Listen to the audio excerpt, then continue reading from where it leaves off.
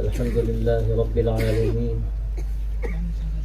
والصلاة والسلام على سيد المرسلين وخاتم النبيين سيدنا ونبينا ومولانا محمد وعلى آله وصحبه أجمعين وعلى من تبعهم بإحسان ودعا بدعوتهم إلى يوم الدين.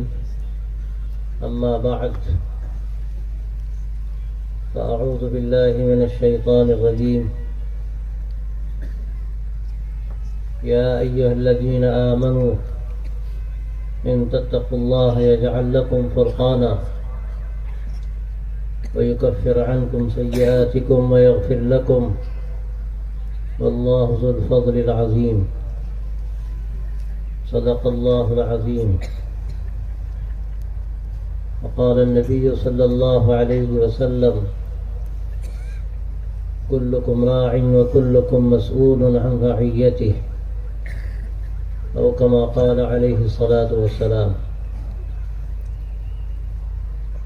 حضرات علماء کرام اور میرے دینی اور ایمانی بھائیوں، یہ میرے لیے سعادت کی بات ہے کہ دین کے ایک کام کے لیے، ایک مدرسے کی بنیاد کے لیے میں یہاں حاضر ہوا. آپ حضرات کی یہ محبت ہے کہ آپ نے دعوت دی اور اس کام میں اس گناہگار کو بھی شریک کیا.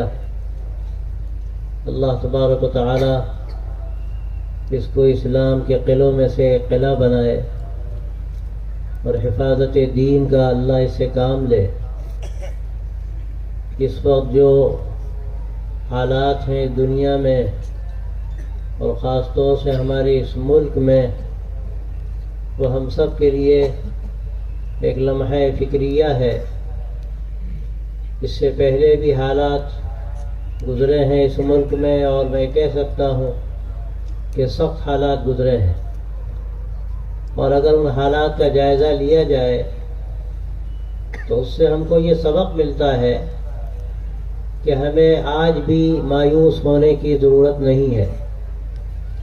اللہ تبارک و تعالیٰ نے اس سخت حالات میں ہمارے علماء کو توفیق دی. انہوں نے اسلام کے قلعے تعمیر کیے، مدارس اسلامیہ کی انہوں نے بنیاد ڈالی، اور انہی مدارس کا فیض رہا کہ ایسی شخصیات پیدا ہوئیں کہ جنہوں نے دین کی آبیاری کا کام کیا، اصلاح امت کا کام کیا، تجدید دین کا کام کیا. اور ان کی ان کوششوں کے نتیجے میں الحمدللہ اسلام کا باغ ہمیں لہلہاتا ہوا نظر آتا ہے. اور میں سمجھتا ہوں کہ آپ یہاں بیٹھے ہیں اتنی بڑی تعداد میں، یہ انہی حضرات کی قربانیوں کا نتیجہ ہے.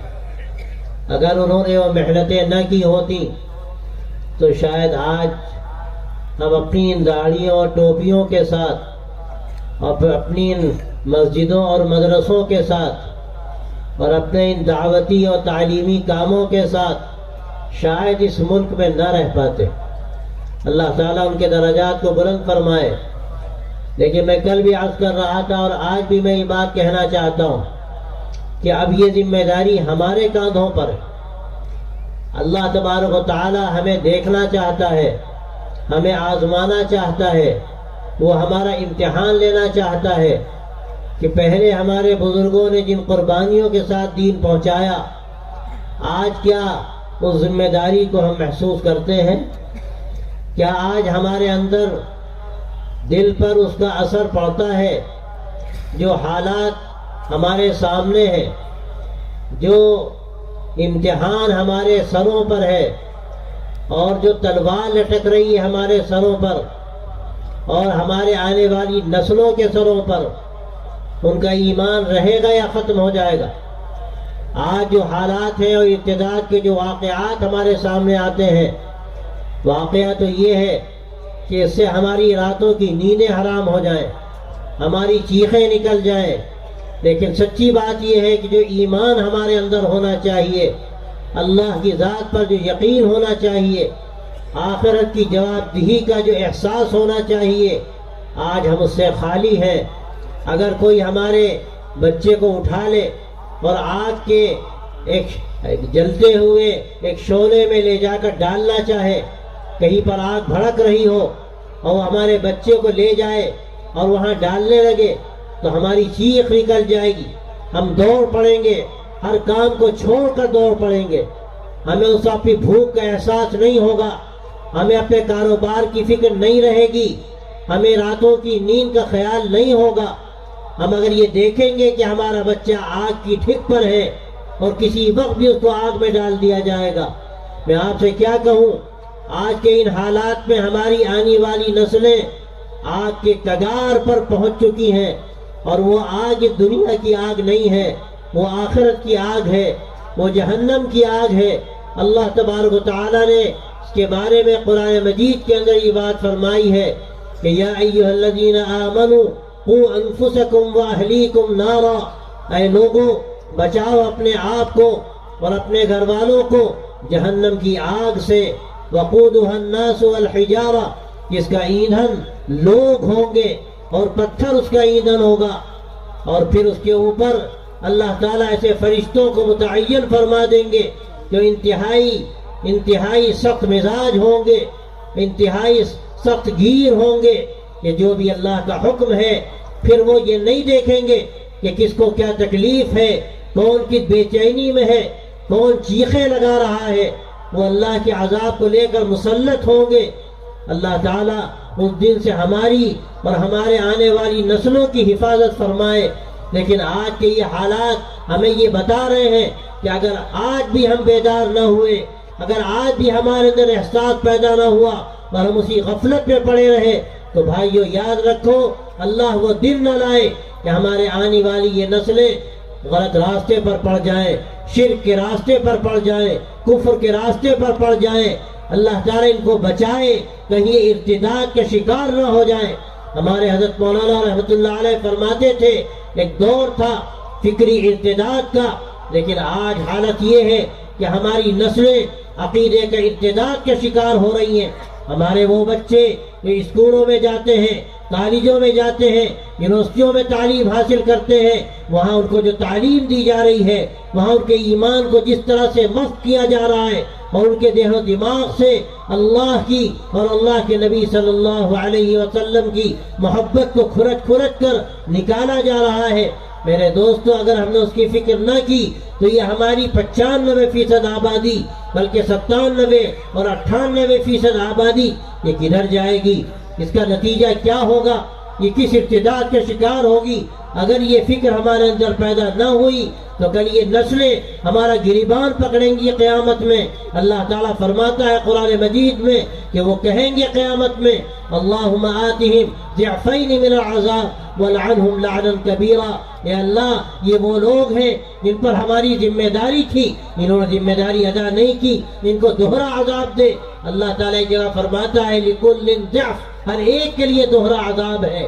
میرے دوستوں، میرے بھائیوں، ہمیں اگر یہ یقین پیدا ہو جاتا کہ ہم نے جو تعلیم ان کو دی ہے، ہم نے ان کو جس راستے پر ڈالا ہے یہ راستہ جہنم کی طرف جاتا ہے، یہ راستہ آگ کی طرف جاتا ہے، تو شاید ہماری راتوں کی نیند اڑ جاتی۔ لیکن ہمیں اس کا یقین نہیں، ہمیں اس کا احساس نہیں کہ ہماری نسلوں کا رخ کدھر ہے اور آج وہ کن حالات سے دو چار ہے۔ اتنے ایسے واقعات ہمارے سامنے ہیں۔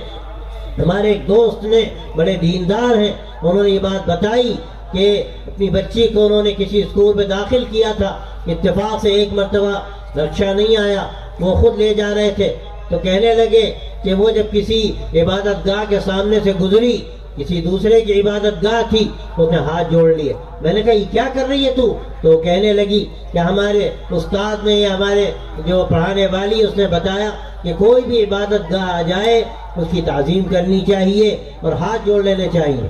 میرے دل پر ایک چوٹ لگی کہ ہم ایسے غافل ہیں، ہم کو کچھ پتہ نہیں کہ ہماری نسلیں کدھر جا رہی ہیں۔ میرے بھائیوں، اگر خدا نخواستہ ہم نے فکر نہ کی اور ہم نے ان کو خالی چھوڑ دیا تو یاد رکھیے ہماری یہ نمازیں، ہمارے یہ روزے، ہمارا یہ دین کے لیے بعض مرتبہ ظاہری طور پر جو کچھ بھی کام ہو رہا ہے یہ تنہا کافی نہیں ہے. ہمارے گھروں میں کیا ہو رہا ہے، ہماری نسلیں کدھر جا رہی ہیں، ہمارے گھروں کا ماحول کیا ہے، اور اس کے نتیجے میں آگے ہمیں کن حالات سے دوچار ہونا پڑ سکتا ہے. ہمیں سب سے بڑھ کر اس کے بارے میں سوچنے کی ضرورت ہے. اپنی نسلوں کو بچانے کی ضرورت ہے. اس کے لیے یہ مدرسے، اس کے لیے یہ مکاتب، اس کے لیے صباحی اور مسائی یہ نظام اور مسجدوں کا یہ سلسلہ مکاتب کا یہ فرض عین ہے. میں صاف کہتا ہوں یہ مدارس اگر فرض کفایہ ہے تو یہ مکاتب فرض عین ہے. اگر یہ مکتب نہ رہے، اگر دین کی تعلیم کا انتظام نہ رہا اور یہ بچے ہمارے محروم رہ گئے تو یاد رکھیے کہ اسلام کی پھر کوئی آبیاری کرنے والا نہ ہوگا. اللہ وہ دن نہ لائے کہ ہم اپنے گھر میں مر رہے ہوں اور ہمیں کوئی کلمے کی تلقین کرنے والا نہ رہے.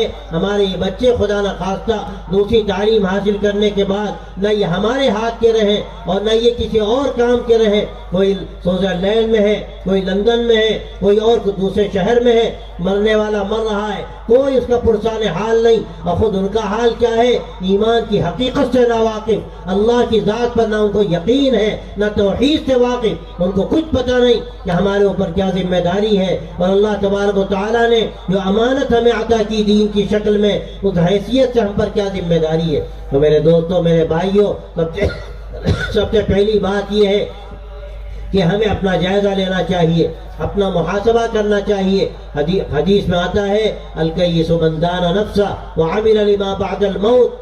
عقل مند وہ ہے جو اپنا جائزہ لیتا ہے اور مرنے کے بعد کی جو زندگی ہے وہ اس کے لیے تیاری کرتا ہے، اس کے لیے فکر کرتا ہے. اور پھر میں نے جو حدیث آپ کے سامنے پڑھی اس میں فرمایا سرکار دو عالم صلی اللہ علیہ وسلم نے کہ کلکم راع وکلکم مسئول عن رعیتہ، کہ تم میں سے ہر شخص ذمہ دار ہے، تم میں سے ہر شخص ذمہ دار ہے اور اس کے ذمہ داری میں اس کے دست نگر جو لوگ ہیں جو اس کی تربیت میں ہیں، جن کا انتظام اس کے ذمہ ہے، کل قیامت میں ان کے بارے میں پوچھا جائے گا، اولاد کے بارے میں پوچھا جائے گا، بیویوں کے بارے میں پوچھا جائے گا، خادموں کے بارے میں پوچھا جائے گا، یہاں تک کہ اگر کوئی عالم ہے تو اسے بستی والوں کے بارے میں پوچھا جائے گا، کوئی دین کا جاننے والا ہے اس سے آس پاس رہنے والوں کے بارے میں پوچھا جائے گا کہ تم دین پر چلتے تھے، تم نمازیں پڑھتے تھے، لیکن کیا تمہیں یہ فکر تھی کہ تمہارا بچہ کدھر جا رہا ہے، تمہاری بچی کس رخ کی طرف جا رہی ہے. اور آج یہ موبائل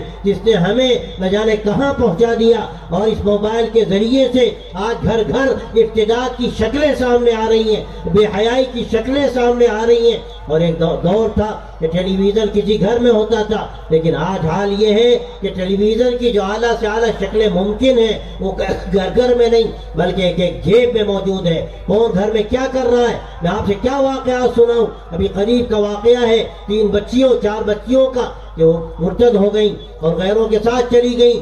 کوشش کی گئی، فکر ہوئی، الحمدللہ ان میں 3 بچیاں واپس آئیں. ایک دیندار گھرانے کی بچی تھی، اس سے پوچھا گیا کہ تو آخر تمہیں کیا ہو گیا، تم نے کبھی اسکول کی شکل نہیں دیکھی، تم نے کبھی باہر کا گویا کہ راستہ نہیں دیکھا، تم گھر میں رہنے والی پردے دار خاتون، آخر تجھے کیا ہوا؟ تو کہنے لگی مجھے موبائل دیا گیا اور مجھے پابندی میرے اوپر نہیں لگائی گئی، میں موبائل دیکھتی تھی اور آہستہ آہستہ میرا تعلق ہو گیا کسی سے، اور بات اتنی آگے بڑھی کہ اس نے مجھے بلایا اور مجھے اپنے اوپر اختیار نہیں ہوا اور میں اس کی دعوت پر چلی گئی. مجھے خود شرمندگی ہے، میں اس پر نادم ہوں، لیکن یہ جو کچھ ہوا اس پر غور کرنے کی ضرورت ہے. پانی کہاں مر رہا ہے، راستے لوگوں کو کہاں سے مل رہے ہیں، اور یہ جو ارتداد کی شکلیں ہمارے سامنے آ رہی ہیں اس کے اسباب کیا ہیں، ہمیں اس پہ غور کرنا چاہیے. ایک زمانہ تھا کہ آپ کالجوں میں بھیجتے ہیں، آپ اسکولوں میں بھیجتے ہیں، وہ سبب بنتا ہے، یقیناً آج بھی وہ سبب ہے، یہ مخلوط تعلیم بھی سبب ہے. اور پھر وہاں جانے کے بعد جو ان کو نظام دیا جاتا ہے، جو نصاب پڑھایا جاتا ہے، وہ بھی ایک بڑا سبب ہے. لیکن اس سے بڑھ کے میں سمجھتا ہوں کہ آج گھروں میں یہ باتیں آ گئی، گھروں میں موبائل کے ذریعے سے آج ہمارے ایمان پر ڈاکے ڈالے جا رہے ہیں، آج ہمیں شک و شبہ میں مبتلا کیا جا رہا ہے. ہمارا وہ تعلیم یافتہ طبقہ جو موبائل کا رسیہ ہے اور اکثر وہ ایسی خبریں دیکھتا ہے، ایسے پروگرامز دیکھتا ہے جہاں اسلام کے بارے میں شبہات پیدا کیے جا رہے ہیں، شکوک میں ڈالا جا رہا ہے، اس کے نتیجے میں ان کے ذہن و دماغ متاثر ہوتے ہیں۔ اس لیے بڑی ذمہ داری ہمارے اوپر ہے ان نوجوانوں کے سلسلے میں کہ ہم ان کو سنبھالیں، ہم ان کو ایسی جگہوں پر بھیجیں جہاں ان کی تربیت ہو، جہاں یہ دین سیکھنے کا ان کو موقع ملے، ایسے ادارے ہوں، ایسی دانشگاہیں ہوں، ایسے مکاتب ہوں، مسجدوں کا ایسا نظام ہو کہ وہاں پر جو دین کی تعلیم دی جا رہی ہے، جو ان کو اللہ اور اللہ کے رسول صلی اللہ علیہ وسلم کے بارے میں بتایا جا رہا ہے۔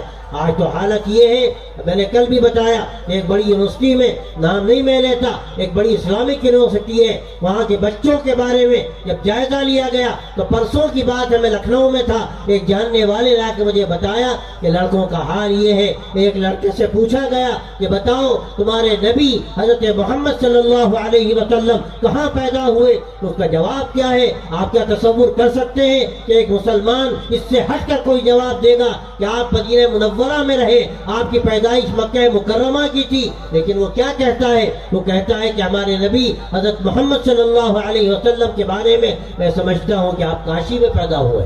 اللہ اکبر!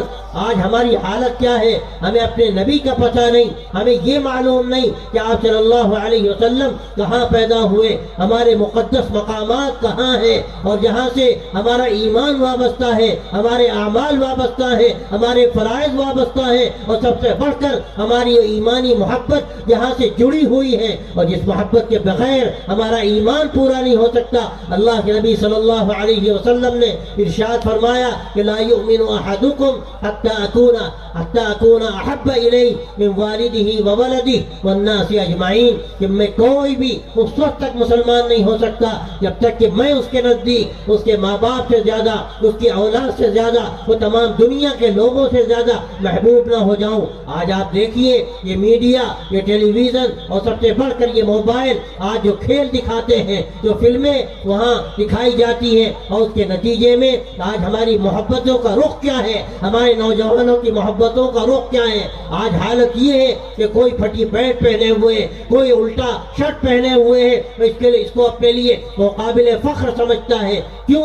اس لیے کہ محبتوں کا رخ غلط ہے۔ ہماری محبت جو اللہ سے ہونی چاہیے، اللہ کے نبی سے ہونی چاہیے، آج ہماری محبتوں کا رخ بدل گیا۔ دل دارن دو محبوب ندارن کہنے والے نے حقیقت گویا کہ ان الفاظ میں کہہ دی کہ آج ہر نوجوان کو محبت ہے، لیکن کس سے محبت ہے؟ محبت کا رخ کیا ہونا چاہیے؟ میرے دوستو، اگر اللہ سے محبت نہیں ہے، اللہ کے نبی سے محبت نہیں ہے، اور یقیناً جو واقعات ہمارے سامنے آ رہے ہیں، ان واقعات سے ہمیں یہ اندازہ ہوتا ہے کہ ہمارا رخ کدھر ہے، ہم کدھر جا رہے ہیں، کس طرح ہم اپنے ایمان کا سودا کر رہے ہیں۔ یہ دنیا کی جھوٹی محبتوں کے لیے، یہ دنیا کی جھوٹی عزتوں کے لیے، یہ دنیا کی دولتوں کے لیے اور راحتوں کے لیے ہم ہر چیز فراموش کر کے اپنے رخ کو بدل کر ایسے رخ کی طرف جا رہے ہیں جو رخ ہمیں جہنم کی طرف لے جاتا ہے۔ اللہ تبارک و تعالی نے قرآن مجید میں فرمایا انا ہدیناہ السبیل اما شاکرا و اما کفورا، ہم نے تو راستہ کھول دیا، اپنے نبی کے ذریعے سے راستہ کھولا، کتاب کے ذریعے سے اللہ نے راستہ کھولا۔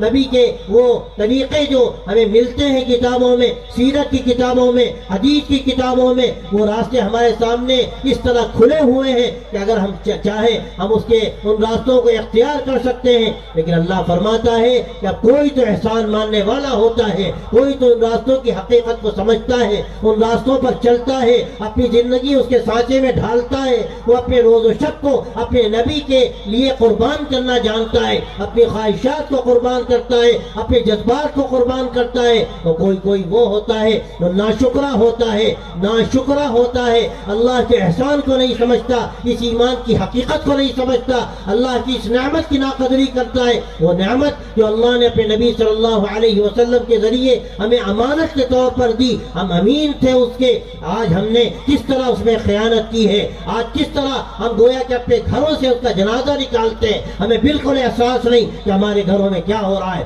میرے دوستوں، میرے بھائیوں، میں سب سے پہلی بات آپ سے یہ کہنا چاہتا ہوں، آپ یہاں سے یہ پیغام لے کر کے جائیے، ہمیں اپنے گھروں کا جائزہ لینا ہے، ایک ایک گھر کا جائزہ لینا ہے۔ اور میں تو کہتا ہوں آپ مسجد کو مرکز بنائیے، اور ایک ایک مسجد کے اطراف میں جتنے بھی محلے ہیں اور جتنے بھی گھر ہیں، ایک ایک گھر کی فکر، ایک ایک گھر کے مرد و عورت کی فکر، ایک ایک بچے کی فکر، کون کیا کر رہا ہے، کون کدھر جا رہا ہے، کس کے حالات کیا ہیں، کون کن دشواریوں کا شکار ہے۔ اگر خدا نہ خواستہ ہم نے اس کے لیے فکریں نہ پیدا کی، اس کے لیے قربانیاں نہ دی، تو یاد رکھیے کل قیامت میں یہ سارے لوگ گرفت کریں گے، ہمارا گریبان کل پکڑیں گے اللہ کی بارگاہ میں۔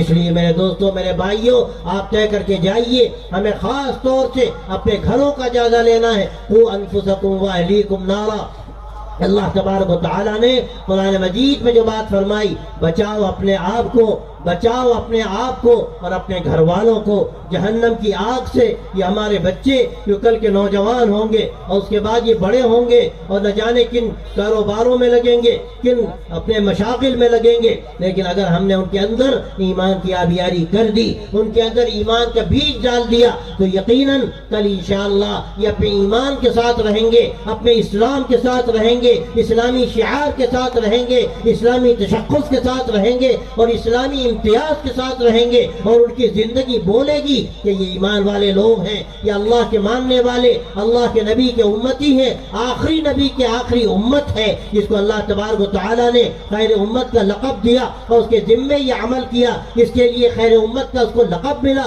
کہ یہ برائیوں کو دور کرنے والی، اچھائیوں کو عام کرنے والی، ایمان کو تازہ کرنے والی۔ اپنا جائزہ لے کر، اپنے حالات کو سمجھ کر اور اپنی ان ضروریات کو جن کا تعلق ہمارے دین سے بھی ہے، ہماری دنیا سے بھی ہے، ان ضروریات کو سامنے رکھ کر اپنی زندگی کو ایک صحیح رخ دینے والی امت ہے۔ اس پر اللہ نے ذمہ داری ڈالی ہے۔ اگر اس ذمہ داری کو اس نے محسوس کیا اور اپنی زندگی ایسی بنائی کہ وہ زندگی ہر ایک کے لیے نمونہ ہو، ہر ایک کے لیے نمونہ ہو۔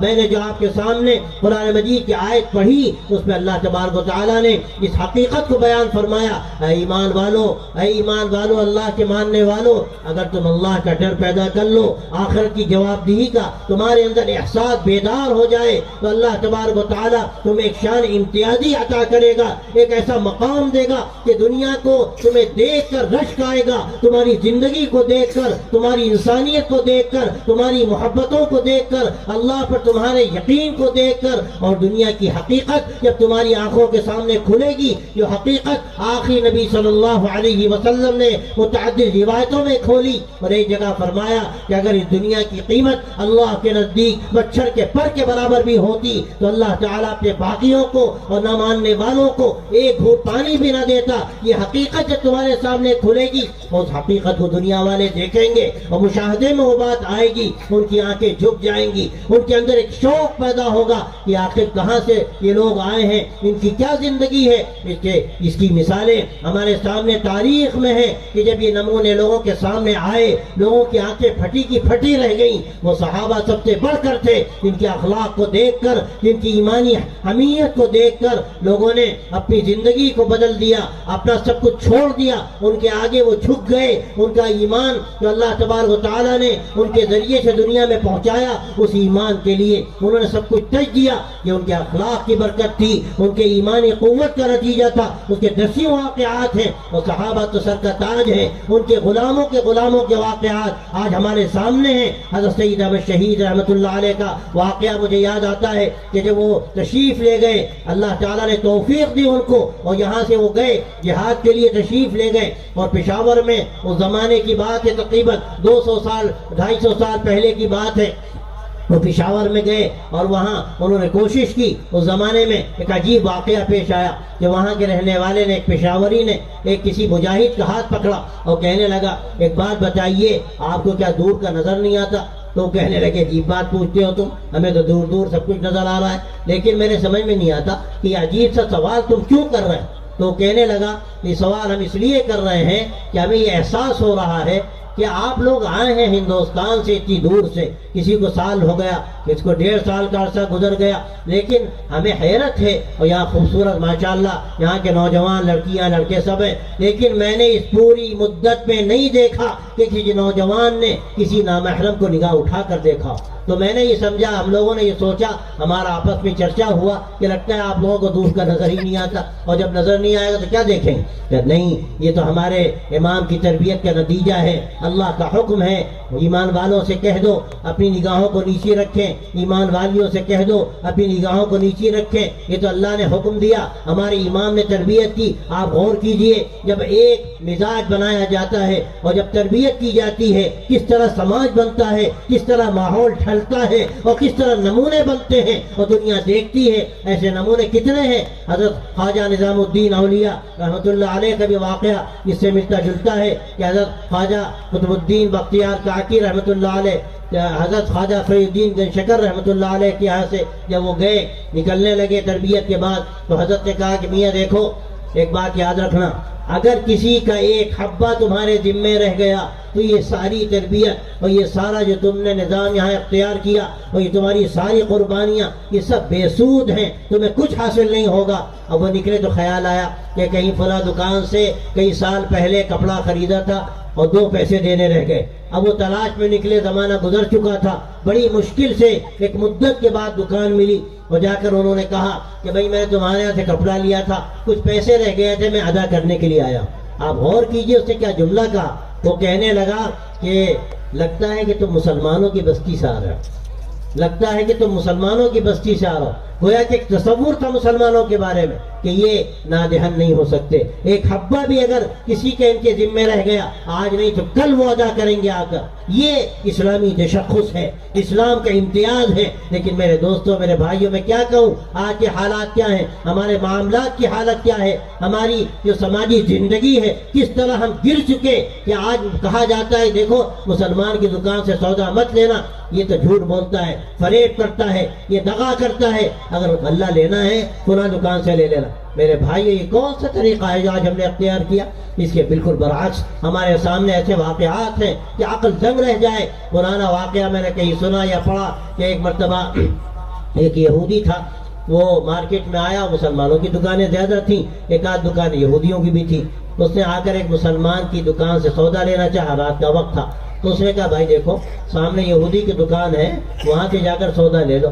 اس نے کہا کہ اچھا، آپ ہمیں کیوں دینا نہیں چاہتے؟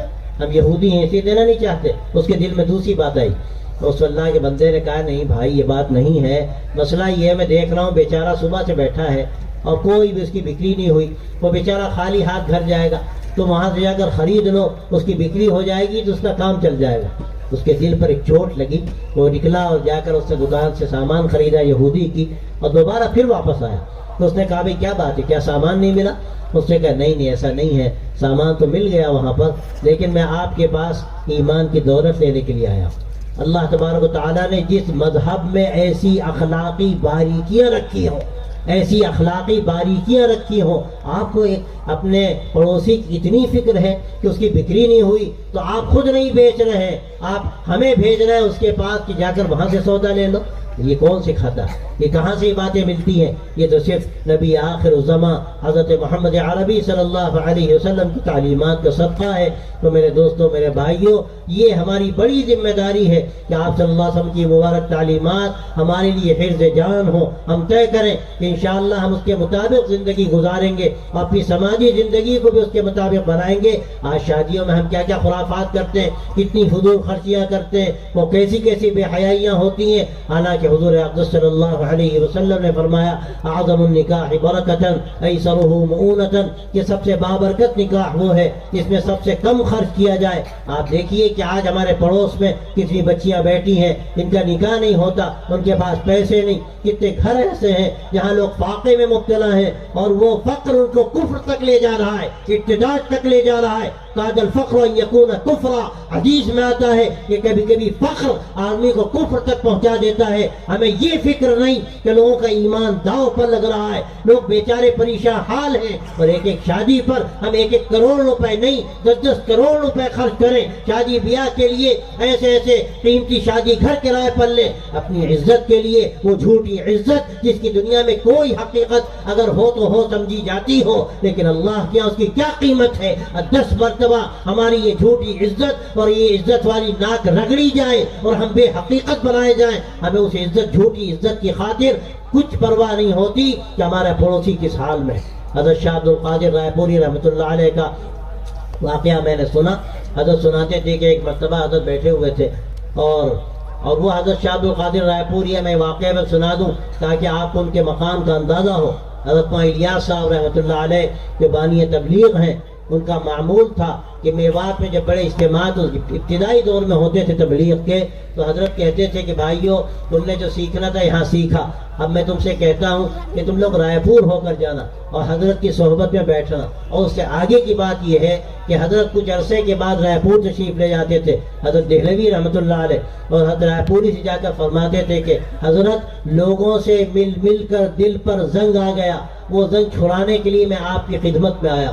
وہ تھے حضرت مولانا عبد القادر رائے پوری۔ تو ان کا قصہ ہے کہ مرتبہ بیٹھے تھے، کوئی صاحب آئے اور اس زمانے میں آج سے 70 سال یا اس سے زیادہ ہو گئے ہوں گے، پرانی بات ہے، 10-10 ہزار کی 2 گڈیاں لائے اور حضرت کی خدمت میں پیش کر دی۔ حضرت خلاف معمول حضرت نے دونوں گڈیاں قبول کر لیں اور جیب میں رکھ لیں۔ حضرت معلوم صاحب فرماتے ہیں کہ بڑا تعجب ہوا، حضرت کی انتہائی زاہدانہ زندگی، فخر و فاخر کی زندگی، وہ فخر کوئی اضطراری نہیں تھا، اختیاری تھا، دنیا کی دولت آتی تھی لیکن اللہ کے راستے میں سب خرچ ہو جاتی تھی۔ حضرت کو تعجب ہوا، فرمانے لگے تھوڑی دیر گزری تھی، ایک بوڑھی خاتون آئی اور کہنے لگی حضرت 4-4 5-5 بچیاں بیٹھی ہیں، شادی نہیں ہوتی، کچھ ہمارے پاس ہے نہیں، ہم کیا کریں، آپ دعا فرما دیجیے۔ حضرت نے کہا میں دعا کروں گا، اور پورے وہ 20,000 نکالے جیب سے، اس خاتون کو دے دیے کہ جاؤ پھر 5 بچوں کی شادی کرو۔ یہ اللہ والوں کا حال، یہ دنیا کی بھی فکر کرتے تھے اور دین کی بھی فکر کرتے تھے۔ تو بھائیو دوستو، ہم اپنی زندگی کو دیکھیں، ہم کیسی فضول خرچیاں کرتے ہیں، اور پڑوس میں کوئی بھوکا ہے، کوئی پریشان حال ہے، کسی کی شادی نہیں ہوتی، یہ کل قیامت میں ہمیں پکڑیں گے۔ کیوں؟ اس لیے کہ پڑوس کا سب سے بڑھ کر حق ہے۔ حدیث میں آتا ہے، آپ صلی اللہ علیہ وسلم نے فرمایا کہ حضرت جبرائیل علیہ السلام برابر پڑوسی کے بارے میں وصیت کرتے رہے، تاکید کرتے رہے، یہاں تک ہمیں سمجھنے لگا کہ شاید پڑوسی کو بھی وراثت میں حق دیا جائے گا جیسے اولاد کو حق ملتا ہے۔ یہ پڑوسی کی ذمہ داری ہمارے اوپر تھی۔ اور بھی روایتیں ہیں، اس کا موقع نہیں کہ میں تفصیل میں جاؤں، لیکن میں عرض کرتا ہوں کہ ہمیں اپنی اخلاقی زندگی کو سنوارنے کی ضرورت ہے، اپنی سماجی زندگی کو بنانے کی ضرورت ہے۔ پڑوسی کا حق ہے، اگر مسلمان ہے تو حق ہے، اگر نہیں بھی مسلمان ہے تو اس کا بھی حق ہے۔ اللہ تعالیٰ نے قرآن مجید میں جو بات فرمائی اس میں تینوں طرح کے پڑوسیوں کا ذکر کیا۔ ایک تو وہ پڑوسی جو رشتہ دار ہو، اور ایک وہ پڑوسی جو اجنبی ہو، اور ایک اور پڑوسی ہے جس کا ذکر اللہ نے قرآن مجید میں کیا، جو تھوڑی دیر کا پڑوسی۔ وہ تھوڑی دیر کا پڑوسی کون ہوتا ہے؟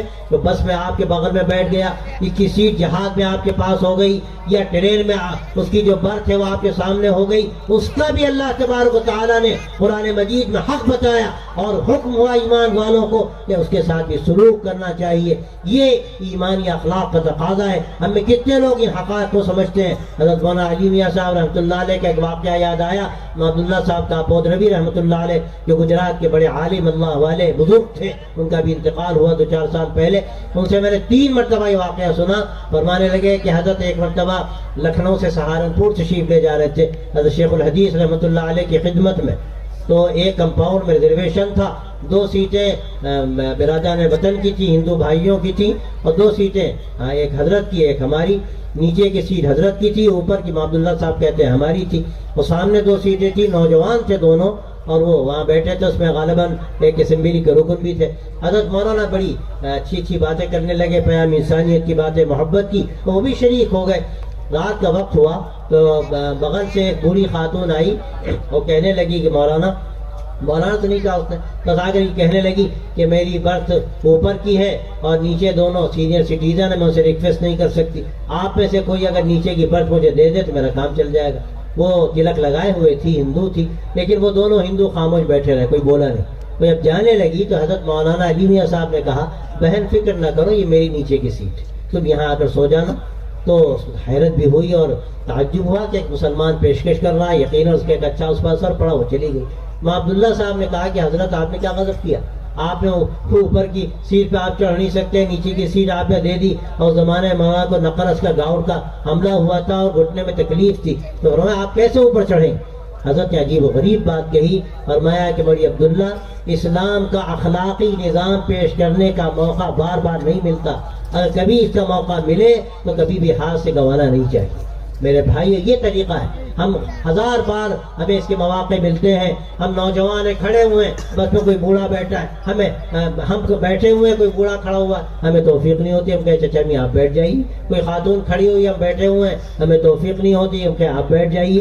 ایسے کتنے مواقع آتے ہیں جب اسلام کا جو اخلاقی نظام ہے ہم دوسروں کے سامنے وہ پیش کر سکتے ہیں۔ اللہ کے نبی صلی اللہ علیہ وسلم نے وہ سارے حقائق ہمارے سامنے بیان کی، اور یاد رکھیے اس طرح کا پوری زندگی ہماری اسلام کے سانچے میں ڈھل جائے، ہمارے عقائد بھی مضبوط ہوں، کسی کی تو بنیاد ہے۔ اور قرآن مجید میں صاف صاف اللہ نے کہہ دیا الا لہ الخلق والامر، کان کھول کر سن لو، اسی کا کام ہے پیدا کرنا اور اسی کا کام ہے دنیا کا انتظام چلانا۔ ایسا نہیں ہے کہ اللہ نے پیدا کر کے چھوڑ دیا جو چاہو کرو اور جس کا جو جی چاہے وہ تصرف کرے، یہ سارا تصرف اللہ کا ہے، یہ ساری قدرت اللہ کی ہے، وہی مشکل کشا، وہی حاجت روا، وہی ضرورتوں کا پورا کرنے والا، وہی دعاؤں کا سننے والا، رات کی تاریکیوں سے بھی واقف اور دن کے اجالوں سے بھی واقف، اسی کے سامنے اپنی حاجت آدمی رکھے اور اسی سے دعا کرے، یہ توحید کا عقیدہ ہو، اس کے ساتھ ہمارے اعمال مضبوط ہوں، ہماری مسجدیں آباد ہوں، ہم مسجدوں کو مراکز بنائیں، اللہ سے تعلق کو مضبوط کریں، اس کے ساتھ ساتھ ہماری جو سماجی زندگی ہے، اخلاقی زندگی ہے،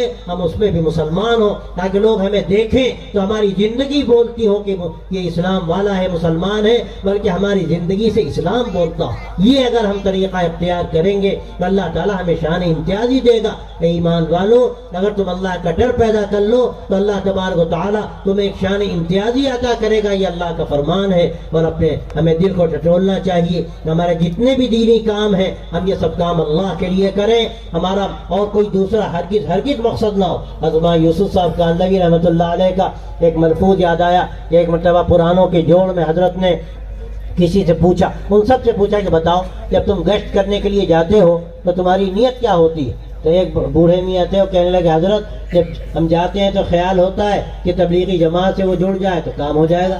تو حضرت نے فرمایا یاد رکھو اگر یہ تمہاری نیت ہے تو تم اخلاص نہیں ہے تمہارے اندر، تم مخلص نہیں ہو۔ اور پھر فرمایا کہ دیکھو جب تم نکلتے ہو گشت کے لیے یا جماعت میں نکلتے ہو تو یاد رکھو اپنی نیتوں کو درست کرو، اور اس لیے نکلو کہ تمہیں لوگوں کو اللہ سے جوڑنا ہے، اللہ کے رسول سے جوڑنا ہے، اللہ کے دین سے جوڑنا ہے۔ یہ نیت اگر تمہاری ہے تو تمہارے اندر اخلاص ہے، اور اگر تم یہ سمجھ کے نکلتے ہو کہ جماعت سے جوڑنا ہے تو تمہارے اندر اخلاص نہیں۔ اور پھر فرمایا کہ دیکھو جماعت پناہ پیدا مت کرو، امت پناہ پیدا کرو، امت پناہ پیدا کرو گے تو امت جڑے گی، اور اگر جماعتوں میں بانٹو گے امت کو تو امت بڑھ جائے گی۔ تو میرے دوستوں، میرے بھائیوں، اپنے عقیدے کو بھی مضبوط کرنا ہے، اپنے اندر اخلاص پیدا کرنا ہے کہ ہمارا ہر عمل اللہ کی رضا کے لیے ہو، اور اس کے ساتھ ساتھ انشاءاللہ ہم اگر یہ محنت اخلاق والی بھی کریں گے، ہم مسجدوں میں مسلمان ہیں، ہم مسجدوں میں یا اپنے مدرسوں میں مسلمان ہیں، لیکن خدا نخواستہ ہم جب باہر نکلتے ہیں تو کہیں سے نظر نہیں آتا کہ مسلمان،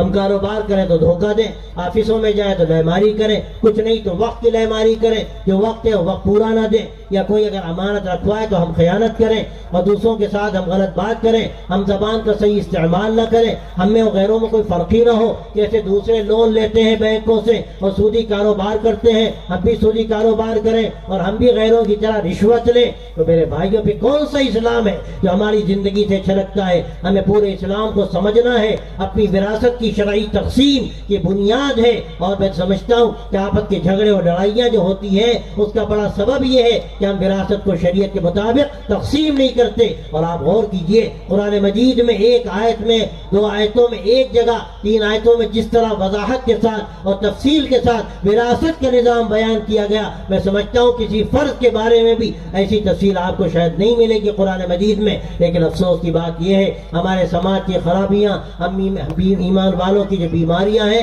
ان میں ایک بڑی بیماری یہ ہے کہ ہم وراثت کا صحیح نظام تقسیم نہیں کرتے، اس کا صحیح نظام اختیار نہیں کرتے، کرتے اور شریعت کے مطابق تقسیم نہیں کرتے. کوئی بہن کو حق نہیں دیتا, کوئی بھائی بھائی کو حق نہیں دیتا, اور حرام کھاتے ہیں, حرام کھاتے ہیں. اور یاد رکھیے حدیث میں آتا ہے کہ اگر ایک لقمہ کوئی اپنے حلق کے نیچے حرام کا اتارتا ہے تو لقمہ لقمہ در نہیں ہے, وہ آگ کا انگارہ ہے. بس میرے بھائیوں میرے دوستوں, یہ مدرسے اسی لیے ہیں کہ حقائق آپ کے سامنے آئیں, آپ دین کو سیکھیں, آپ کے سامنے آپ کے بچے دین کو بتائیں, یہاں آ کر دین کو سیکھیں, پھر اپنے گھروں میں جا کر وہ دعائیں بتائیں, دین کے احکامات سکھائیں. یہ مدارس اسی لیے اسلام کے قلعے ہیں, ان کو آگے بڑھائیے, ان کو ترقی دیجیے, ان کا تعاون کیجیے, اپنے بچوں کو یہاں بھیجیے, اور اس کے ساتھ ساتھ آپ طے کیجیے کہ ہمیں پورا مسلمان بننا ہے. یا ایھا الذین آمنوا ادخلوا فی السلم کافہ, اے ایمان والو اسلام میں پورے کے پورے داخل ہو جاؤ. اسلام یہ نہیں ہے کہ آدمی آدھا مسلمان رہے اور آدھا مسلمان نہ رہے, گھر میں مسلمان نہ رہے, مسجد میں مسلمان رہے, مدرسے میں مسلمان رہے, بازاروں میں مسلمان نہ رہے. مسلمان نہ رہنے کا مطلب کیا ہے؟ وہ اسلام کے حقائق کو نہ جانتا ہو, اس کا ایمان مضبوط نہ ہو, اور پھر وہ اسلامی اخلاق کی ترجمانی نہ کرے تو کیا مسلمان ہے؟ اس لیے آج ہم یہ بات طے کریں کہ ہم انشاءاللہ ایک اچھی زندگی گزاریں گے, نمونے کی زندگی گزاریں گے. اور میں جو بات کہنا چاہتا ہوں آج کے ان حالات میں کہ اگر خدا نخواستہ ہم نے اپنی صحیح اسلامی زندگی پیش نہ کی, اپنے اخلاق کا ہم نے صحیح مظاہرہ نہ کیا, تو جو غلط فہمیاں پھیلائی جا رہی ہیں, دماغوں میں جو غلط باتیں بٹھائی جا رہی ہیں, کہ کوئی بھی ان کو نکال نہیں سکتا. ہمیں دماغوں کی صحیح گویا کہ ان کے دماغوں میں لوگوں کے صحیح بات داخل کرنی ہے, اور وہ غلط فہمیاں دور کرنی ہے جو پیدا کی جا رہی ہیں. اور یہ اسی طرح دور ہوں گی کہ ہم اچھے اخلاق کا مظاہرہ کریں. ہمارا پڑوسی مسلمان ہو یا غیر مسلم ہو, کوئی بھی ہو, وہ ہمارا انسانی بھائی ہے, ہمارے وطن کا رہنے والا ہے. اس کا دوہرا حق اس حیثیت سے ہم اس کی خدمت کریں, ہم اس کے کام آئیں. کوئی مریض ہے تو ہم عیادت کریں, کبھی ہاسپٹل میں جائیں, پھل فروٹ لے کر جائیں, ہم لوگوں کی خدمت کریں, اور ان کے ساتھ یہ بتا دیں کہ یہ تو ہمیں سکھایا گیا, یہ مذہب بھی ہمیں یہی کہتا ہے کہ ہم مریضوں کی عیادت کریں. ایک حدیث میں آتا ہے کہ جب کوئی مریض کی عیادت کے لیے جاتا ہے تو اللہ کی رحمت کے دریا میں گویا کہ وہ غوطہ لگاتا ہے, اور جب تک کہ وہ عیادت میں رہتا ہے وہ دریائے رحمت میں غوطہ زن رہتا ہے, یہاں تک کہ وہ واپس آ جائے. تو یہ کیسی فضیلت کی چیز ہے. اور اسی طرح بھوکوں کو کھانا کھلانا کوئی معمولی بات نہیں, یہ اللہ کی معرفت کا ذریعہ ہے. وہ کہنے والے نے خوب کہا کہ عبادت سے جنت ملتی ہے اور خدمت سے خدا ملتا ہے. اس لیے میرے بھائیوں, ہم خدمت کے کام کریں, ہم لوگوں کے کام آئیں, اور ہم لوگوں کو یہ بتائیں کہ اسلام کیا کہتا ہے. حضرت مولانا علی میاں صاحب رحمۃ اللہ علیہ کا جو لٹریچر ہے پیام انسانیت کا, لوگوں کو دیا جاتا ہے, ان کے ذہن بدلتے ہیں. یہ کام ہر جگہ کرنے کا ہے. اگر خدا نخواستہ ہم نے یہ کام نہ کیا تو یاد رکھیے کہ آج جن حالات سے ہم دو چار ہیں, یہ حالات اور زیادہ بگڑتے چلے جائیں گے. پھر ہمارا وجود اس ملک میں مشکل ہو جائے گا. اور اگر انشاءاللہ ہم نے 2-3 چیزوں پر محنت کر لی, خاص طور سے میں نے 2 چیزیں عرض کی, ایک اپنے ایمان کا تحفظ, اپنے آنے والی نسلوں کی ایمان کی حفاظت اور اس کے اسباب اختیار کرنا, مکاتب کا انتظام, تعلیم گاہوں کا انتظام, تباہی مسائی مکاتب کا انتظام. اس میں کوئی بھی بچہ یا بچی جو اسکولوں یا کالجوں میں جائے یا جاب کرے یا کچھ بھی کرے, وہ آ کر وہاں پر اسلام سیکھے, عقیدے کو ٹھیک کرے, اور اس کے ساتھ ساتھ جو ضروری مسائل ہیں وہ جاننے کی کوشش کرے. اس طرح ہمارے آنے والی نسلوں کے ایمان کی حفاظت ہو. ایک کام یہ فرض ہے, اور اس کے ساتھ ساتھ ہم برادران وطن ہیں, ان کی ذہن سازی کا کام کریں, خدمت خلق کا کام کریں, ان سے ہم وہاں تک رسائی حاصل کریں. اور اسلام نے جو ایک صحیح انسانیت کا ہمیں ایک ماڈل دیا ہے, ہم اس ماڈل کو پیش کرنے کی کوشش کریں, جہاں نشہ نہیں, جہاں جوا نہیں, جہاں ظلم نہیں, جہاں دوسروں کی ایذا رسانی نہیں, جہاں پر گندگی نہیں, جہاں پر جہالت نہیں, جہاں پر آپس کی رسہ کشی نہیں, جہاں پر آپس کے جھگڑے نہیں. یہ اسلام ہے. اس اسلام کو انشاءاللہ اگر اپنی زندگی سے ہم نے پیش کیا تو دنیا دیکھے گی کہ اسلام کیا ہے, اللہ کے نبی صلی اللہ علیہ وسلم کا پیغام کیا ہے. یہی وقت کی ضرورت ہے, یہی اس جلسے کا پیغام ہے. اور میں اکثر کہتا ہوں کہ جلسہ ختم ہوگا, لیکن آپ یہ سمجھ کر جائیے کہ آپ کا کام شروع ہوگا. آپ اپنے گھروں میں ان باتوں کا مذاکرہ کیجیے. ہم سب اپنی برائیوں کا جائزہ لیں, اپنی خامیوں کا جائزہ لیں, اپنی کمیوں کو ٹٹول کر دیکھیں اور ان کی اصلاح کی کوشش کریں. جو حدیث میں نے شروع میں پڑھی کہ عقل مند وہ ہے جو اپنا جائزہ لیتا ہے اور مرنے کے بعد کی زندگی کی فکر کرتا ہے. خوب پلے درجے کا نادان وہ ہے کہ جو اپنے آپ کو تمناؤں میں ڈال دیتا ہے اور یہ اپنے آپ کو خواہشات پر ڈال دیتا ہے اور اللہ پہ تمنائیں باندھتا ہے. اللہ تعالیٰ نے قرآن میں فرمایا لیس بامانیکم ولا امانی اہل الکتاب من یعمل سوءا یجز بہ، کہ نہ تو اہل کتاب کی تمناؤں سے کچھ ہوا ہے اور نہ تمہاری تمناؤں سے کچھ ہوگا، جو جیسا کرے گا اس کو اس کے مطابق بدلہ ملے۔ بس یہ پیغام ہے قرآن مجید کا، یہ پیغام ہے اللہ کے نبی صلی اللہ علیہ وسلم کی مبارک سنت و سیرت کا، اور یہی پیغام ہے ہمارے علماء کا، ہمارے اسلاف کا، ہمارے بزرگوں کا۔ اگر انشاءاللہ ہم نے اس کو اپنی گرہ میں باندھ لیا اور اس کو ہم نے خون جگر سے لکھا، اللہ تبارک و تعالیٰ اس کی ہم کو توفیق دے دے، تو کیا بعید ہے کہ نیا انقلاب نظر آئے، ایک نئی زندگی نظر آئے، ایک نیا حوصلہ نظر آئے، اور ہر طرح کی مایوسیوں سے ہٹ کر ایک نئے جذبے کے ساتھ ہم میدان عمل میں نظر آئیں، اور دنیا کو اس وقت جو شدید پیاس ہے ایک نظام کی، ایک طریقے کی، ایک لائحہ عمل کی، ایک دستور زندگی کی، وہ اس کو ہماری زندگی سے دستیاب ہو، ہمارے طرز عمل سے ملے، اور یہاں سے دنیا کو ایک پیغام جائے۔ اللہ تبارک و تعالی ہمیں بھی توفیق دے، آپ حضرات کو بھی میں مبارکباد دیتا ہوں۔ یہ بڑا مبارک جلسہ ہے، ایک بہترین بنیاد کا جلسہ ہے، اور حدیث میں آتا ہے کہ من دل علی خیر فلہ مثل اجر فاعلہ، کہ جو کسی خیر کی رہنمائی کرتا ہے، اس کا گویا کہ آغاز کرتا ہے، تو آگے جتنے بھی کام کرنے والے ہیں جن کو رہنمائی ملتی ہے سب کا جو ثواب ملتا رہے گا۔